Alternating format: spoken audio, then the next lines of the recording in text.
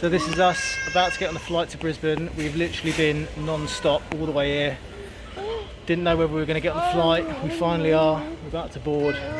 This is it.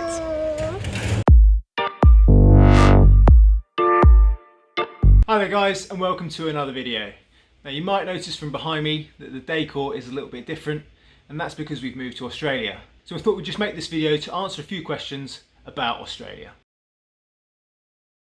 Ever since Sam and I visited Australia a few years ago, we realised that the quality of life here was much better, particularly for raising a family.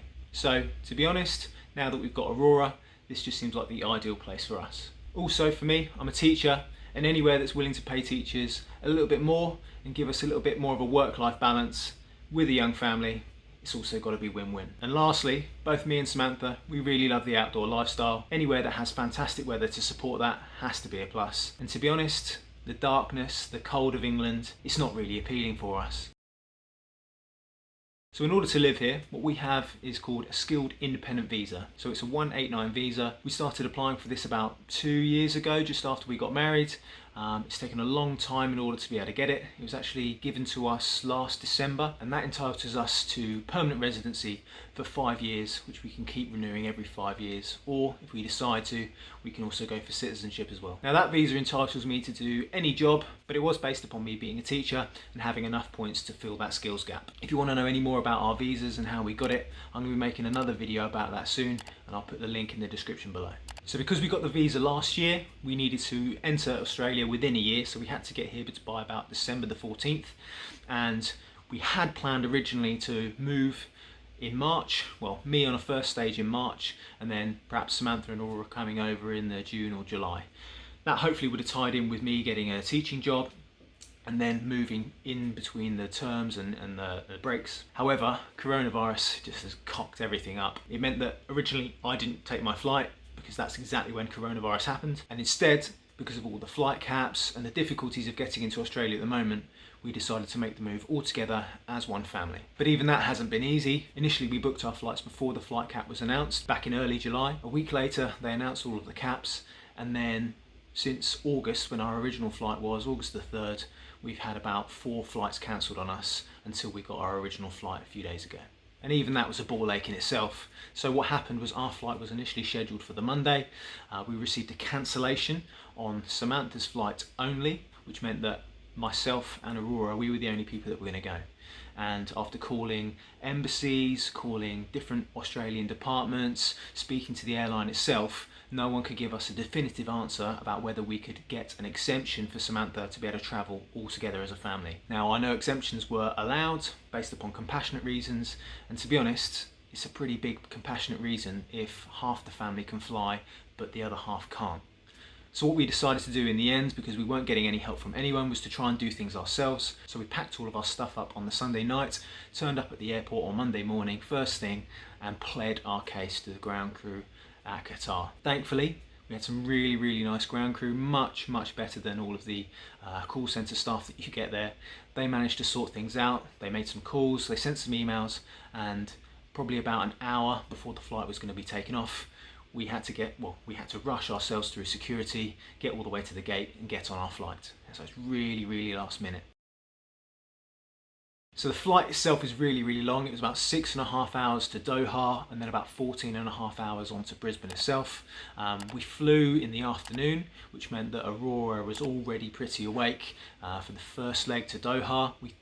We were hoping that maybe she was going to have a little bit of a nap like she usually does in the afternoon, but normally she only naps when it's really dark and really quiet, so a plane was absolutely not conducive to that at all.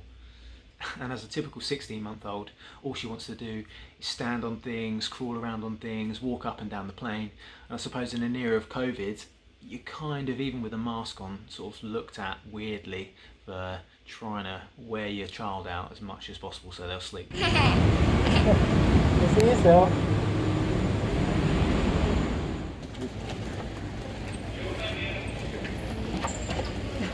I want to bring in the front.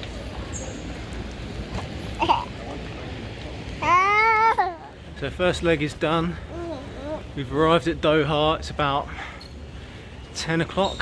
10:30. 10:30 at night. We're walking to the next gate.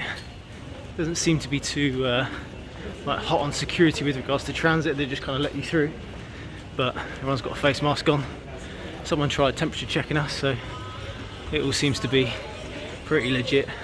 And on a side note, this thing has not slept a wink. She was screaming when we tried putting her down for a nap. She was absolutely having none of it. Does it look tired? It looks absolutely shattered. But I reckon we're gonna have another flight on the flight before it decides to go for a sleep. I'm actually smiling underneath this mask. You can tell, you really can tell.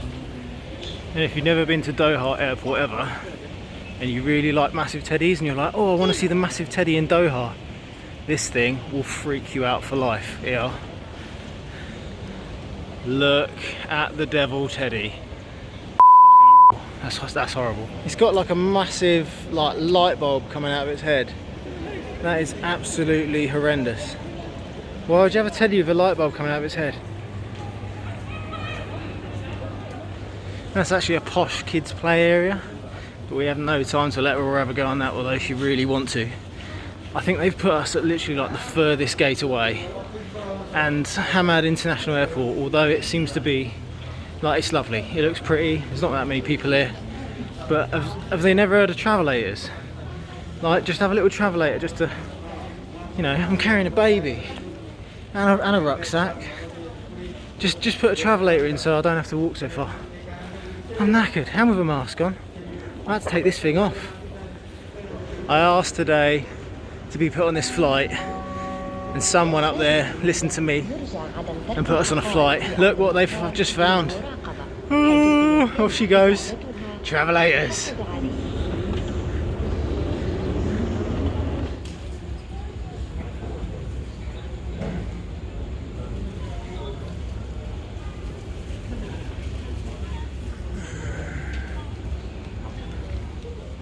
We've got a tired baby.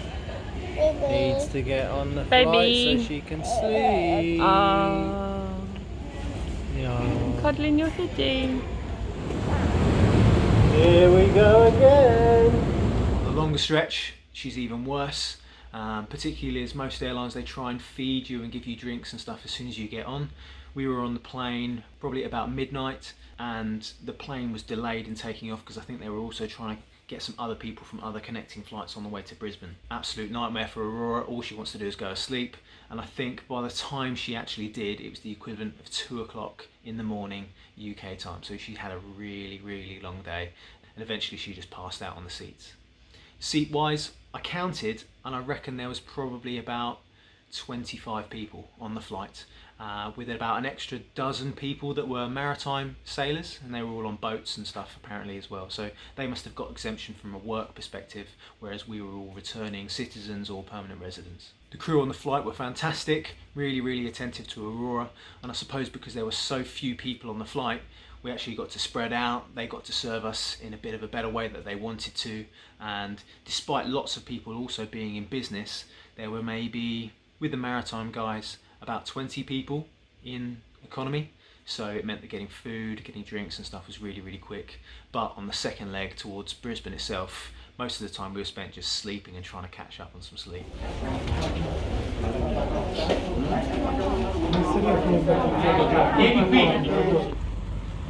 Oh, sleepy baba. Sleepy.